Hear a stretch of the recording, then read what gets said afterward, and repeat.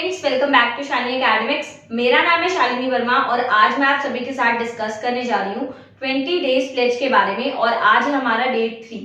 तो जैसे कि आप सभी जने जानते हैं कि हम अपनी प्लेज की सीरीज में मैथ्स के इंपॉर्टेंट क्वेश्चन डिस्कस कर रहे थे और उसमें हमने 1 मार्कर्स और 2 मार्कर्स को ऑलरेडी कवर कर लिया है।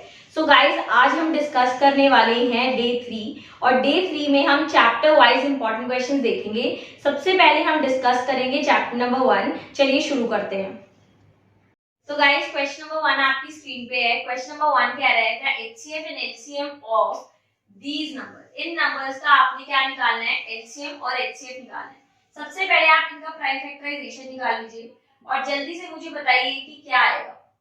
इधर आएगा 2, 6, 2, 3 and 3, इधर आएगा 3, 7 and this, and इधर आएगा 3, 5 and this। So guys, अब हम क्या करेंगे? 12 को उसके आगे लिखेंगे 2 into 2 into 3। सिमिलरली 21 के आगे लिखेंगे 3 into 7 और 15 के आगे लिखेंगे 3 into 5। अब गाइस, HCF क्या होता है? HCF होता है जो तीनों में कॉमन होता है। आप मुझे बताओ तीनों में कौन सी डिजिट है जो कॉमन आ रही है? ऑब्वियसली 3। तो बेटा जो आपका HCF हो जाएगा वो हो जाएगा 3। LCM निकालने के लिए आपने क्या करना है ना, ये जो 3 है जो कॉमन था तीनों में, ये एक ही बार लेना है। लेकिन जो बाकी टर्म्स है जैसे 2, 2, 7 और 5, इन सबको उतनी बार लेना है जितनी बार ये है। जैसे 2 जो है वो 2 बार है तो 2 बार लिखेंगे, 7 जो है वो 1 टाइम है और 5 जो है वो 1 टाइम है। तो इस तरीके से जब आप इसका मल्टीप्लाई करेंगे तो आपके पास एलसीएम आ जाएगा। जल्दी बताइए क्या आएगा? ये आएगा 6, 6 2 जा 12, 12 और इन दोनों की मल्टीप्लाई करेंगे आएगा 35 और 35 into 12 कितना होता है गाइस? जल्दी बताइए। 10 का 1 carry 6, 7, 420। So your LCM would be 420 और इस तरीके से ये क्वेश्चन हो जाएगा। चलिए नेक्स्ट क्वेश्चन पे मूव करते हैं। गाइस, नेक्स्ट क्वेश्चन की तरफ मूव करते हैं। इस तरीके का क्वेश्चन मैं ऑलरेडी करवा चुकी हूँ और एग्जाम में डेफिनेटली पूछा भी जा रहा है। देखिए क्वेश्चन क्या कह रहा है? कह रहा है if x y is equals to 180 and HCF x, y is equals to 3 then find LCM of x, y। सो आपने LCM निकालना है। मैंने आपको इसका फॉर्मूला बताया था। जल्दी से मुझे बताइए, कमेंट बॉक्स में मेंशन कर दीजिए LCM into HCF। Very good. Product of number, ये हमारा फॉर्मूला होता है। तो एलसीएम हमने निकालना है और एलसीएम आप एचसीएफ आपको गिवन है। कितना दे रखा है एचसीएफ? यहाँ पर देखिए 3, तो यहाँ लिखेंगे आप 3। प्रोडक्ट ऑफ नंबर, दो नंबर का प्रोडक्ट कितना है? 180, तो यहाँ लिखेंगे 180। जो चीज यहाँ पर मल्टीप्लाई हो रही है इधर आके डिवाइड, 180 डिवाइड बाय 3 और आपका एलसीएम कितना आएगा बेटा? आपका एलसीएम आएगा 60 और यही आपका आंसर होगा। आपका एलसीएम आ गया है 60। तो इस तरीके के क्वेश्चन डेफिनेटली पूछे जा रहे हैं। चलिए नेक्स्ट क्वेश्चन पे मूव करते हैं। गाइस, नेक्स्ट क्वेश्चन पे मूव करते हैं। क्वेश्चन नंबर 3 डेफिनेटली एग्जाम में पूछा जा सकता है। क्वेश्चन आपकी स्क्रीन पे आपने प्रूव करना है दैट रूट 5 जो है वो एक इरेशनल नंबर है।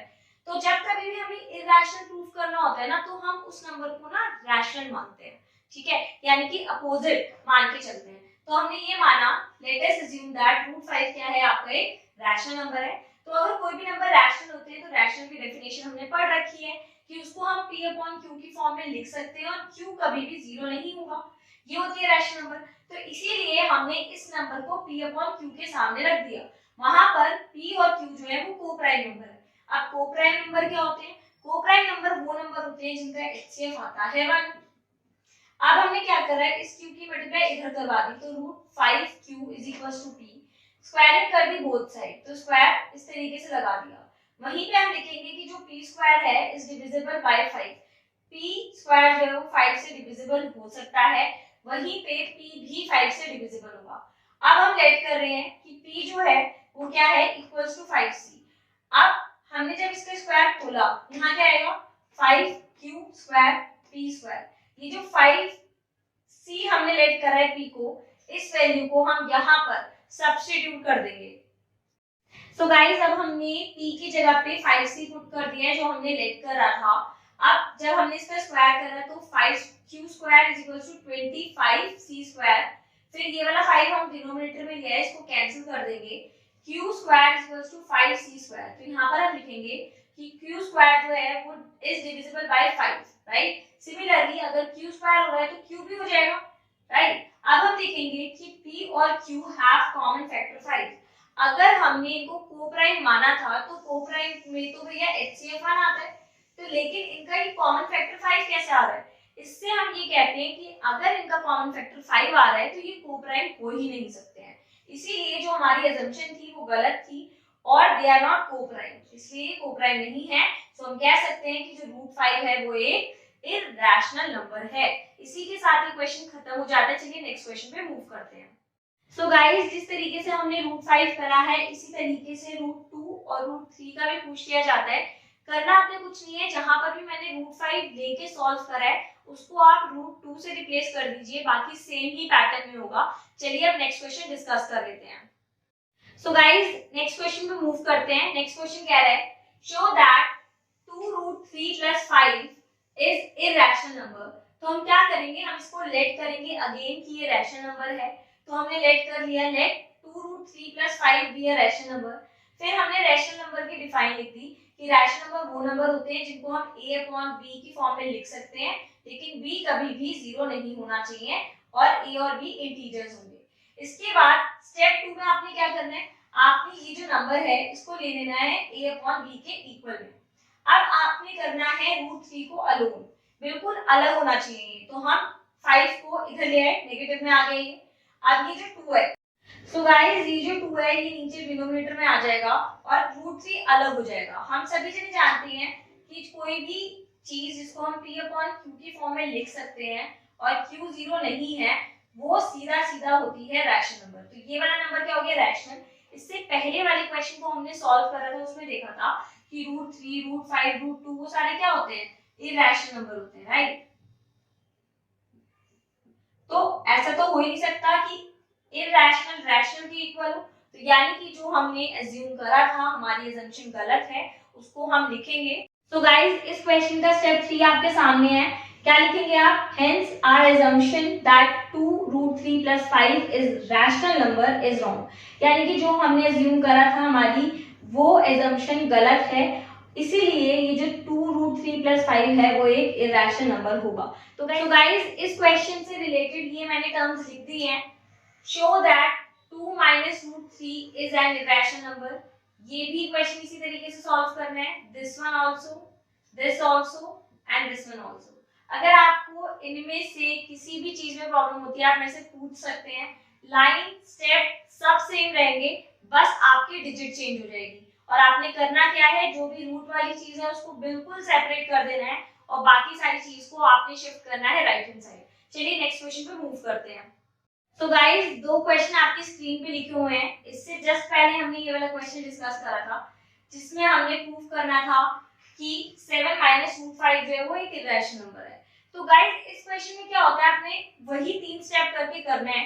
लेकिन अगर आपको क्वेश्चन इस तरीके से पूछ दे, prove that √3 is an irrational number, hence show that 7 + 2√3 is also an irrational number, तो आपने सबसे पहले √3 को प्रॉपर तरीके से एक्सप्लेन करना है, ठीक है। जो मैंने ऑलरेडी क्वेश्चन करवा रखा है √5 वाला, उस तरीके से पूरा √3 को एक्सप्लेन करोगे, फिर आप इसको शो करोगे।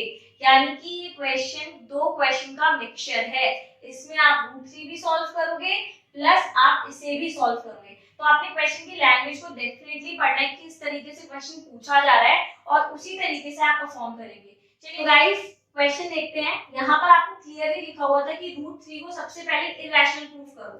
तो हमने अज्यूम कर लिया कि √3 जो है वो एक रैशनल नंबर है।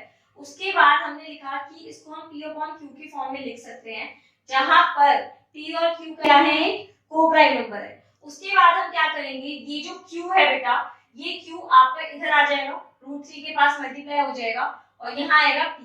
स्क्वायरिंग कर देंगे बोथ साइड और स्क्वायर करने के बाद यहाँ पर आएगा 3q² = p²। यहाँ पर हम लिखेंगे कि p² जो वो डिविजिबल है इससे 3 से, सिमिलरली p भी डिविजिबल होगा। अब इसके बाद हम p को लेट करेंगे, ठीक है, 3c। अब यहाँ पर मैं आपको बता देना चाहती हूँ, अगर यहाँ पर 5 होता तो मैं 5c लेट करती, अगर यहाँ पर 7 होता तो मैं यहाँ पर 7c लेट करती। क्योंकि यहाँ पर 3 है इसलिए मैंने क्या लेट करा, 3c। अब ये जो p की वैल्यू है उसको हम यहाँ पर इस जगह पे सब्स्टिट्यूट कर देंगे। सो गाइस यहाँ पर हमने p की जगह 3c लिख दिया है, फिर हमने स्क्वायर कर दिया है। तो आप देखेंगे कि ये जो 3 है हम इसको डिनोमिनेटर में ले आए, इसको कैंसिल कर दिया है। हम यहाँ लिखेंगे कि q स्क्वायर जो है वो डिविजिबल हो रहा है किससे, 3 से। सिमिलरली जो q है वो भी डिविजिबल होगा q से। तो हम यहाँ लिखेंगे q square is equal to 3c। ये लाइन इसके जस्ट सामने आनी चाहिए। एंड में हम लिखेंगे कि जो p और q है दोनों का एक कॉमन फैक्टर है वो है 3, ठीक है। इसीलिए जो हमारी assumption है वो रॉन्ग है, ये कोप्राइम नहीं हो सकते, क्योंकि अगर ये कोप्राइम होते तो HCF सिर्फ 1 आता।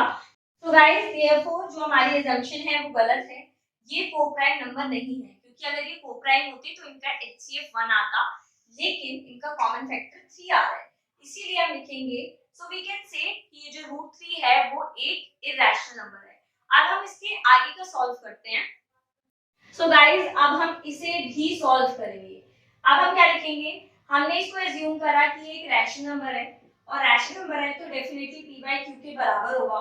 और ये जो 7 है जो यहाँ पर पॉजिटिव है, इधर आके क्या हो जाएगा नेगेटिव। मैंने आपको बताया था रूट वाली डिजिट को अकेला छोड़ना है। अगेन ये जो 2 है इसको हम यहाँ ले आएंगे डिनोमिनेटर में। अब ये चीज हो चुकी है, मुझे बताइए इसको हम p बाय q की फॉर्म में लिख सकते हैं क्या? बिल्कुल। और क्या q 0 नहीं है? बिल्कुल। तो ये तो रैशनल नंबर हो गया ना, और ये रूट 3 अभी हमने पहले ही प्रूफ करा है कि ये तो इरेशनल नंबर होता है। तो डेफिनेटली कोई भी रैशनल नंबर इरेशनल के तो बराबर होगा नहीं। तो ये जो हमारी अजम्पशन है, हमने जो अज्यूम करा था कि 7 + 2√3 एक रैशनल नंबर है, ये बिल्कुल गलत है। ये क्या होगा, ये एक इरेशनल नंबर है, क्योंकि इरेशनल नंबर ही इरेशनल के बराबर हो सकता है। तो इसको लिख लेते हैं। सो गाइस एंड में हम लिखेंगे hence our assumption that 7 + 2√3 is a rational number, वो गलत है। हेंस 7 + 2√3 जो है वो एक इरेशनल नंबर है। और इसी के साथ इक्वेशन फिनिश होगा। तो आपको समझ आया किस तरीके से करना है।